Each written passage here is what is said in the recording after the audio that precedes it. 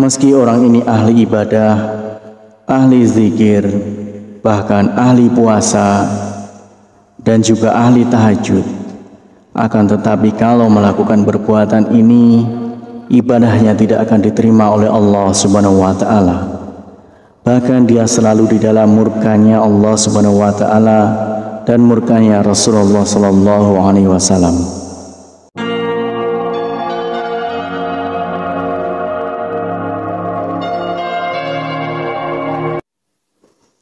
Bismillahirrahmanirrahim. Assalamualaikum warahmatullahi wabarakatuh.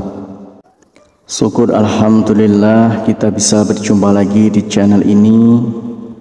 Salawat dan salam semoga selalu tercurahkan kepada junjungan kita Nabi besar Muhammad sallallahu alaihi wasallam. Allahumma salli ala sayyidina Muhammad wa ala ali sayyidina Muhammad.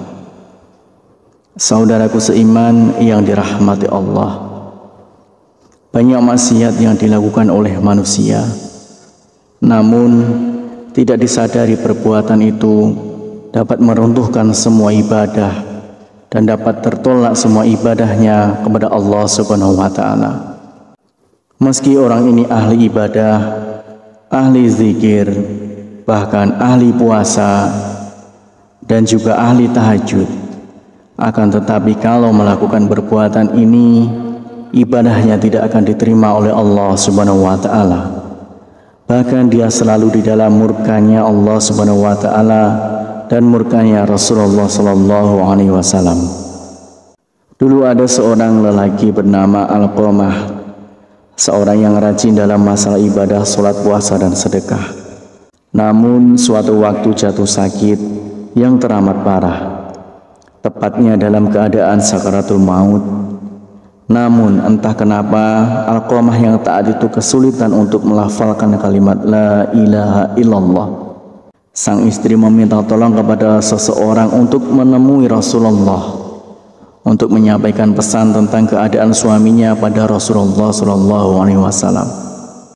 Nabi pun mengutus Bilal Ali Salman dan Ammar radhiyallahu an untuk datang ke rumah. Di sana mereka menyaksikan betapa Alqamah dalam keadaan yang memprihatinkan.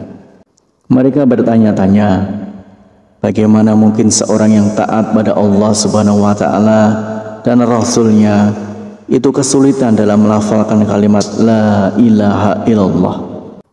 Lidah Alqamah seperti terkunci ketika akan melafalkan kalimat itu. Merasa khawatir, mereka kini mengutus Bilal untuk menyampaikan apa yang mereka saksikan kepada Rasulullah Sallallahu Alaihi Wasallam. Rasulullah pun bertanya, apakah Alqamah masih memiliki ayah dan ibu?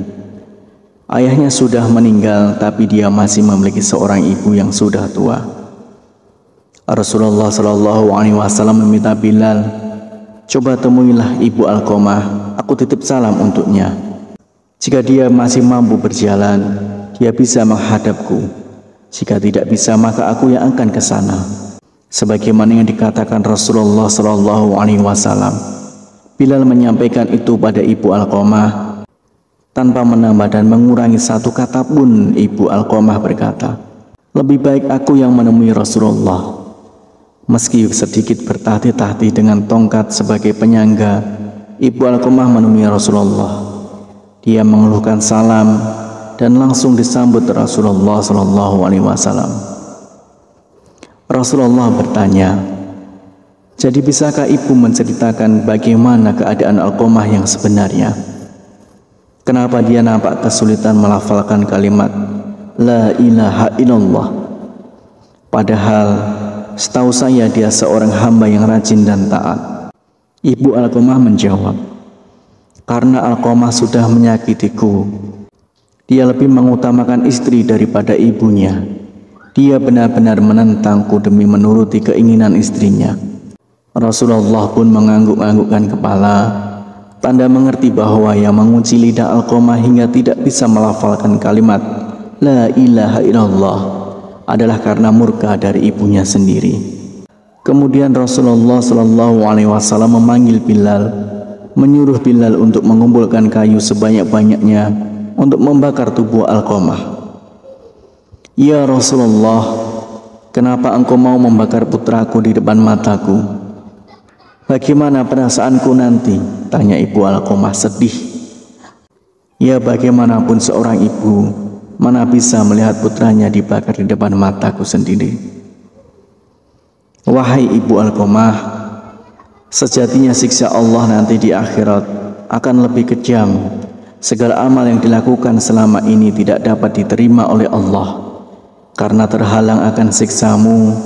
Kebajikan yang dilakukan jadi tidak berguna dan tidak bisa membantu selamat dari api neraka.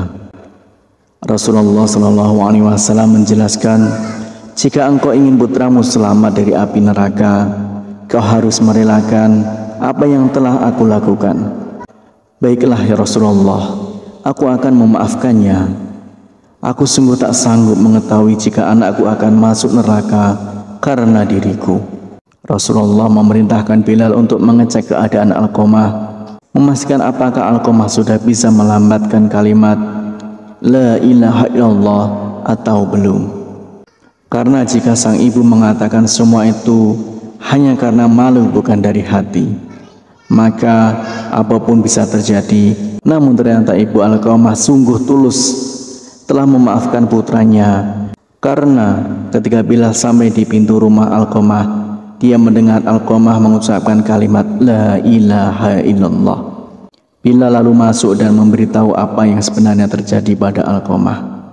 Itu tentang lidah Alqamah yang terkunci tidak bisa mengucapkan kalimat syahadat karena mendapat murka dari ibunya, bahwa segala amal yang dilakukan Alqamah tak dapat menolong karena murkanya seorang ibu.